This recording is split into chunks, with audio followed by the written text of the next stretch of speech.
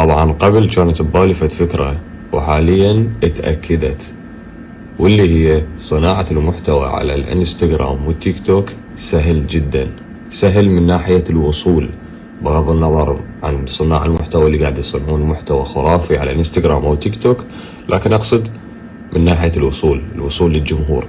يعني بآخر فترة قاعد أشتغل وأنزل ريلزات، والريلزات أنا بالنسبة لي هاي جدا عادية.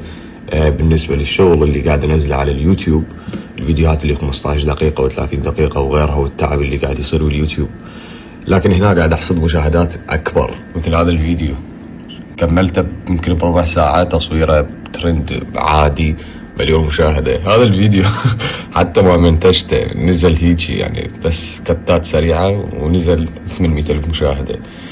هذا سبايدر مان 1,000,000 مشاهدة، 500,000 مشاهدة، 400,000 مشاهدة.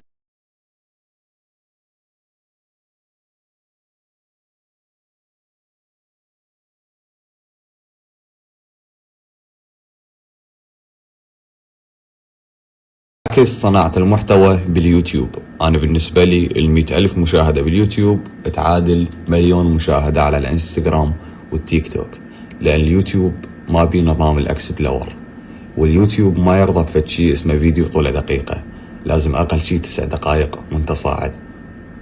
فلذلك أنا بالنسبة لي صناع المحتوى اللي على اليوتيوب عباقرة، ولذلك صناع المحتوى اللي على الانستغرام والتيك توك لما حولوا على اليوتيوب فشلوا فشل بشكل مو طبيعي. بالك يصير الجراج شو اسمه جراج حويدر، باب زرقاء كبيره مكتوب عليه جراج حويدر. انت طب وبعد مالك شغله، انا هسه اروح لو دعتك بالله. ترى اني ما مسؤول عليك، فهمت عليك؟ لان جراج حويدر يطب له ما يطلع منه سلام. Toca bem, toca bem, toca bem, toca bem forte do jeito que eu gosto. Eu falo pra você, amor, não para, não para, não para, não para, não para, não para, não para, não para, não para, não para, não para, não para, não para, não para, não para, não para, não para, não para.